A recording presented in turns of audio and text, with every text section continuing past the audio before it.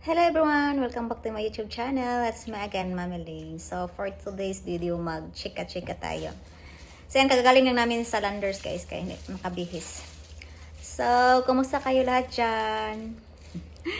Ayan, sagutin ko lang din yung may nag-comments, din nagtanong. Yeah, una is, yung may nag-comment kasi guys na nasabihan ako na selfish.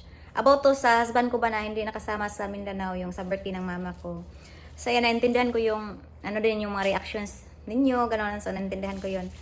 Kasi hindi nyo alam ba yung main reason kung bakit hindi nakasama yung, kasi hindi ko naman sinabi talaga yung rason. Yeah, din yung sabi ko na, may nag-comment sa'yo, baka may red flag na ba yung husband ko kasi nasabi ko walang pera, gano'n. So, yan guys. Yeah. Una, doon ako mag-focus. Bakit hindi nakasama yung husband ko sa Mindanao? Ang dahilan kasi guys, yung sinabi ko na walang pera, hindi naman sa totally na walang pera talaga. Ganun ba? So, that time kasi, unexpected na yung ATM niya is nawala. Yeah, hindi talaga namin yun. Of course, unexpected nga. Thank you. Mag-vlog ako na. Hi guys. Hi guys. Mag-base ka. So, ayan, nawala kasi yung ATM niya guys, sa husband ko. So, parang mga January 10, 11, ganun, nawala yung ATM niya. So, parang 3 days pa before, 3 days pa guys, ay, ano pa ba, nakatawag doon sa US. Kasi wala kasing American number na active yung husband ko. So, waiting pa sa friend niya dito na may active sa American number para makatawag doon sa US. Sa kanyang bangko doon ba para mapalitan, mabigyan siya ng bagong ATM, so para maka-withdraw siya ng pera. Kasi guys, doon yung ATM na nawala niya is doon lahat yung mga source of income niya sa kanyang business, sa kanyang pension, ganun, sa mga din sa kanyang SS, ganun ba. So kaya may iba naman siyang ano guys ATM, pero doon kasi yun talaga yung, yan, lahat ba depend sa account na yun. Kaya, hindi kasi siya mahilig guys na ano ng cash. Ano talaga sa kanya ba, yung mag-withdraw, may kailangan, i-withdraw lang, ganun yung nasanayan niya. So, may, ano naman siya, that time, may cash siya, pero sapat ra sa daily needs namin. So, ayaw kasi niya mag-travel o mag-vacation na walang sapat ba guys, lalo na sa ganun, may occasion, birthday ng mama ko, ayaw niyang, wala siyang dala ba guys, ganun, kasi ayaw doon niya mag-take a risk na doon walang, ganun ba, parang hindi siya may stress, ganun, may mga afam na ganyan guys. So that time, aware lahat ng kapatid ko, parang aware sila, ang family ko, na nawala yung ATM ng fiancé ko. Kaya isa rin sa reason na hindi siya makasama kasi wala siyang ano ba, yung plano namin, yung budget namin na para sa bakasyon, para sa birthday mama ko is na ano sa ATM na wala. So, dumating yung ATM niya, nandun ako sa Mindanao. So, ang ginawa lang namin, sinasabi niya mag-sacrifice lang daw siya na hindi naman daw siya makasama, gano'n din. So, ako na lang yung atsilian, ang importante makauwi kasi birthday ng mama ko, para gano'n. Ang sabi, may nasad kasi hindi siya nakasama. Of course ako din guys, nasad ako kasi husband ko na siya, diba, ganoon din. Family, part na siya sa family din. Ako lang, walang husband doon nga ganoon, mag-picture taking, mag-banding. So, hindi talaga ako masaya. Of course. Yeah, so, yan guys. alam ng kapatid ko lang, pero, yan, ano ako sa kanya na mag-borrow, ganoon, pero ayaw man niyang mag-borrow guys. Yan, iwan ko baka mahiya siya, or iwan ko sa kanya, pero kahit alam ng family ko, lahat nila, alam nila, wala namang nag-offer sa amin na sige pa, hiramin mo na kayo, ganun. Wala namang nag-offer, so okay lang, naintindihan ko. Kahit I'm sure meron naman sila. So, kaya guys, ang ginawa namin is, dalawa kasi yung wedding ring ko kasi, yung unang bili ng wedding ring ko na nasabi ko na before, is hindi ko nagustuhan ba kasi medyo malaki siya, yung malapad sa kamay ko rin. Parang hindi ako comfortable na suotin yun sa labas, ganun. So kaya nakabili ng second wedding ring nga. Ako talaga yung pumili ba din. Kasya ko na to, ito na. So yung unang wedding ring, yun yung pag-isipan namin na ibenta ba kasi mahal ang gold ngayon, di ba? Sobrang mahal yung gold talaga. parang pamahal ng pamahal. So, kaya swerte yung naka-invest talaga ng gold. Then may mga na-invest naman akong gold, yung kasi yung allowance ko is nag-invest ako ng gold. So, yung iba is bininta ko din para makasya yung may baon talaga ako umuwi sa Mindanao of course, then makapagbigay din ako ng regalo kay mama kasi 60th birthday niya. So, yun yung ginawa ko guys. Bininta ko yung iba kong gold, then yung wedding ring ganun. So, hindi ko naman inubos. Nagtira din ako. Kasi sayang ba? Baka pamahal ng mga gold ngayon. Then, may naman ako, may tawag ba ni? Savings ganun ba? May naipon ako guys pero ganun ba, time deposit ganun. Naka-time siya, so para kasi yun kay Lian. So hindi ko yun para sa future ni Lian, mag-college na ganun. So, labas na yun guys. Kaya may nagsabi sa akin na ganun, selfish ako, pero yun yung nangyari guys. Sabi ko din na walang pera. Hindi siya nakauwi, hindi siya makasama kasi walang pera. Yan lang guys. And also, pangalawang is hindi kami magka-stay doon ng matagal kasi may aral si Lian din. Ayaw ng husband ko na ganun na travel guys kasi long travel, yan, ganun. So, sabi niya marami pa namang panahon na makauwi kami together doon. Ayan, makasama yung family ko, makabanding. Gusto niya mag-stay doon kahit 2 weeks, ganun ba guys. Then, mag-check-in. Yun yung gusto niya. Kaya, yan explain ko na guys kung bakit hindi siya talaga nakasama. Yan, nawala talaga yung one. So far ngayon, okay na lahat guys. Na fix na dumating na yung bago niyang, kasi siya, hindi din siya mag-online, yung mga mag-online ba yung mag-transfer ganun. Iwan ko sa kanya. Siguro sa kanyang edad na ganyan, ayaw niya, hindi siya mahilig kasi hindi siya updated sa mga new trends ba guys, yung mga about sa mga mga technology, about mga ganun, mga online processing ganun. Hindi siya once a week lang ayan mag-open ng cellphone.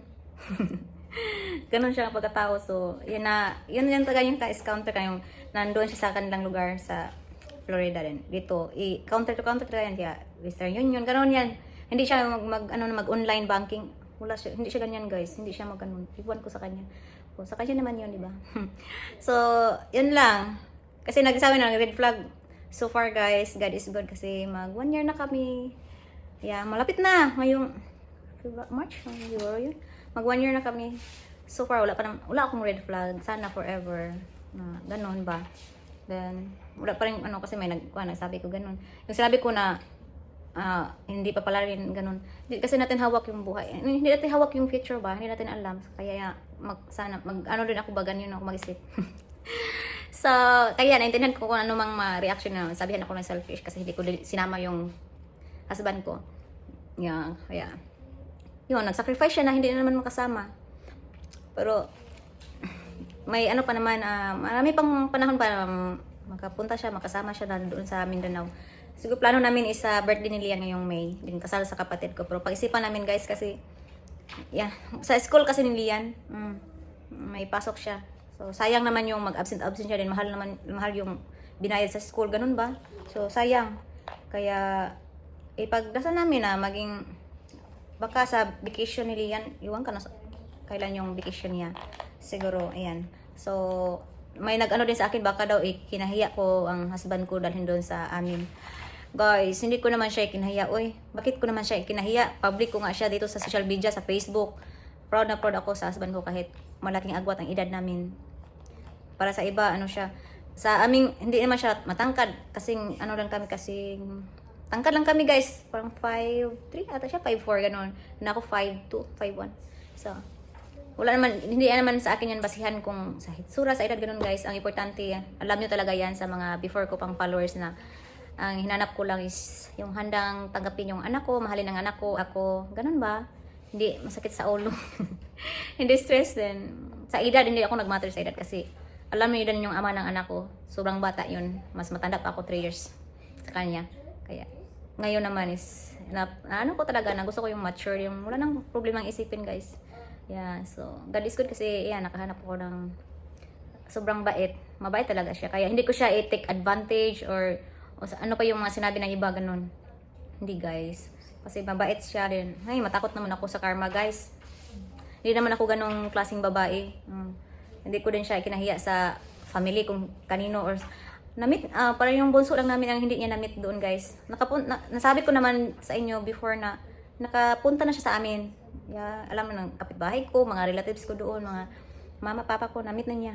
Kasi yung last birthday ni Lian, doon kasi hindi pa nga kami, parang kami that time, parang 2 months pa kami, pinakilala ko na sa family ko, di ba? O, engaged pa kami that time, hindi pa kami kasal. So, ngayon pa ba na husband ko na talaga, ikahiya ko. Hindi guys, mali yung, hinisip niyo.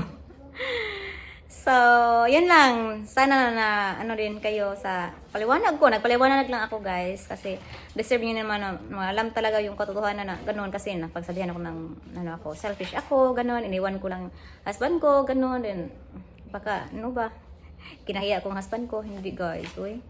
Kahit, ganun yung, namin, kahit malaki yung agwat namin sa edad guys, parang para sa akin is wala akong makita o ma-feel or may kaibahan na ganun.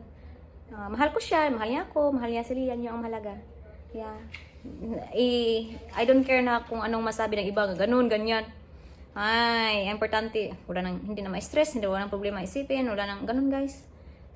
May peace of mind. Yeah. Bakit ko ba, isipin ko pa yung mga basher, anong masabi ng iba, hindi naman sila magbayad ng mga bills namin, ganun. Hindi naman ako naghingi sa kanila, di ba? Bakit ko pa sila isipin? So, ang mahalaga sa amin is yung relationship namin, yung pagsama namin, yung marriage life namin. Yan yung focus ko ngayon. Iwas toxic, ganun. Bahala na yung mga, guys, part naman talaga sa social media, na may mga mag-bash talaga, may mga toxic. Sanay na din ako guys, sanay. Before pa yung mag-iyak-iyak ko, grabe yung kadramahan ko sa buhay before, sa kinabuhi. Diba, alam nyo talaga yan. Kaya, pasama talaga ako, guys, sa mga followers ko dyan na hindi nagsawang manood sa akin, nagsuporta sa akin, guys. Salamat talaga. Kahit nakasawa na ako, yung contents ko, boring, ganon. So, nasabi ko naman sa inyo na hindi ako magtigil mag-vlog o mag-update. Hindi man everyday ako mag-update, at least magkapag ako ba, guys, kasi ayaw ko talaga iwan tong channel na ito kasi dito nagsimula lahat. Malaking part sa aking buhay sa amin nila na before na wala ako, yung sa hirap at ginhawa, charot. Masabi ko naman ang ginhawa ngayon guys kasi wala ako namang isiping problema, so that is good.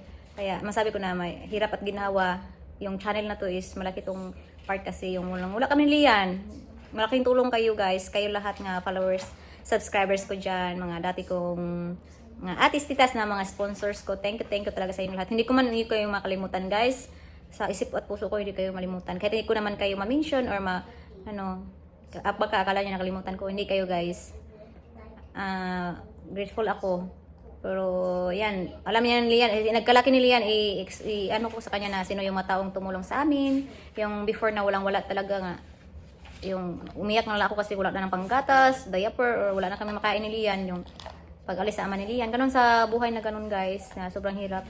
Wala akong malalapitan, pero may mga taong nag-sponsor sa amin, nagbigay sa amin na kusang loob nila kahit hindi ako ganun ba guys? Kaya hindi ko kayo malimutan, yung mga atis, titas ko dyan. Kaya hindi ko naman kayo ma-mention, ganun, pero alam nyo kung sino kayo. Then, yan.